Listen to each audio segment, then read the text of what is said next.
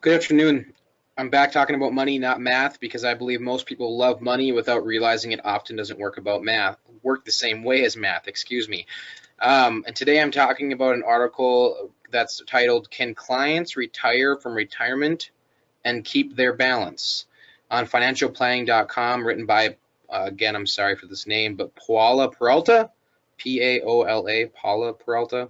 Um, the first part talks about can clients retire from retirement and keep their balance. She's talking about things like if you are in retirement and then you go back to work, how do you maintain a balance within your lifestyle and things like that. I'm not going to dive deep into that, but I do want to pose the question of why are so many retirees having to go back to work? I think that's a much more important question to answer. And so for some people, maybe it's because they're bored and they just don't know what they want to do with their lives or how to fill their time, so they just go back to work part time as something to do. I know I've known people like that. But the more worrisome side of that are those who are forced to go back to work, maybe in jobs they really don't want to work in because they are financially unprepared to to live in retirement without working.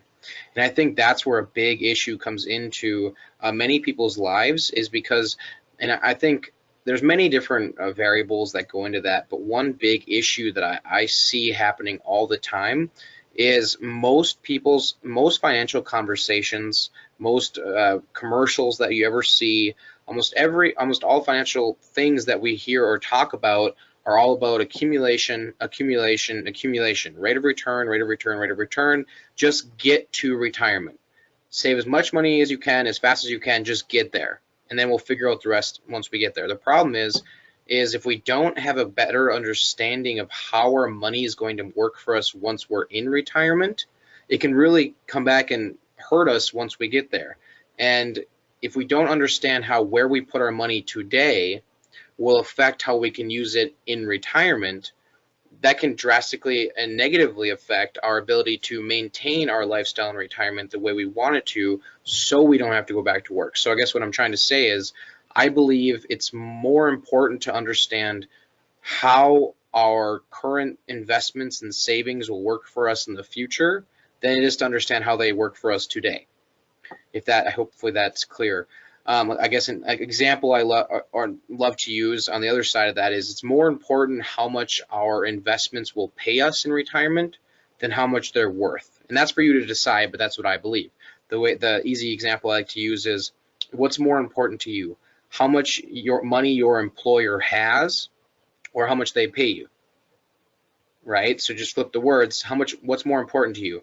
How much your net worth says you're worth when you retire or how much it pays you? Unfortunately, most financial conversations surround the idea of just maximizing how much you're worth rather than maximizing how much you're paid. So something to be aware of. The second point she talks about is how female entrepreneurs can beat the odds, and talks about how even though there's many successful female entrepreneurs, there are a lot that fail, and most of them are within the first 5 years. That's true for no matter what your gender is.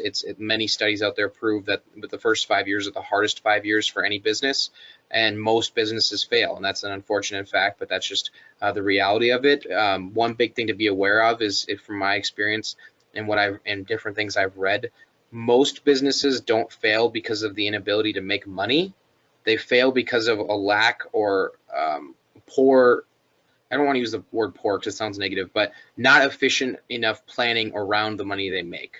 Okay, so they know how to make money, but their planning around that money isn't good enough to maintain a good profit margin and stay in business and things like that. The next point is the downsides of 401k clients have never heard of. Now, if you've talked to me or watched my other videos, I'm sure you've heard of some of these things, but I really want to highlight this part of the article because I think it's extremely important. And also I'll just read it. A 401k plan can be a great retirement savings vehicle, but clients should understand the downsides of contributing to this plan. According to this article in Yahoo Finance, a client's 401k may face hefty investment fees, fewer asset classes, hidden brokerage costs, and limited early withdrawal options. While 401k contributions are made on a pre-tax basis, distributions are taxable and may affect taxation of Social Security benefits. Retirees also have to take required minimum distributions from their 401k when they reach 70 and a half. So to highlight 2 points here, or 3 points, sorry. One, rate of return, rate of return, rate of return, right? That's almost all we ever hear of. What's the market doing today? What's the return on my investment? But what we rarely understand is how fees, whether they're hidden or you're aware of them, can affect your outcome, affect your growth and the outcome. Second, the fact that because we're putting money in a tax deferred way, when we pull it out, it's going to be taxable. Okay, so not only do we pay income tax, but if your income in retirement is over a certain threshold, up to 85% of your Social Security can be taxable again. Okay, because you pay taxes before you contribute to Social Security, and now they want to tax you again if your taxable income is too high. The third point is the fact that the required minimum distributions. So with tax deferred accounts like 401ks, you cannot touch all of your money inside the account without fees and penalties until you're 59 and a half. And then for about 11 years, you have control over how much you want to take out. And then at 70 and a half, the IRS steps back into your life and tells you how much you have to take out at minimum. Okay, so something to be aware of. And then the last point is Americans are making this huge retirement savings mistake, and she mentions that approximately 46% of workers are saving for retirement using a regular savings account, and that's not a good idea because regular savings accounts don't grow. Something to be aware of is what's your intention for saving. Okay, so there's savings to spend, right? Oh, I'm saving up to buy a new car. Well, that's not wealth accumulation or retirement savings. Or I'm saving up for retirement. And then so you want to separate those ideas. If you're saving up to buy something or saving up for an emergency fund, savings accounts are great. If you're saving up for your retirement, which is 20, 30 years down the road, that may not be your best option. So hopefully today's conversation was helpful for you. Please let me know what you think in the comments section. And thank you for taking the time to watch this video. Have a great day. Bye.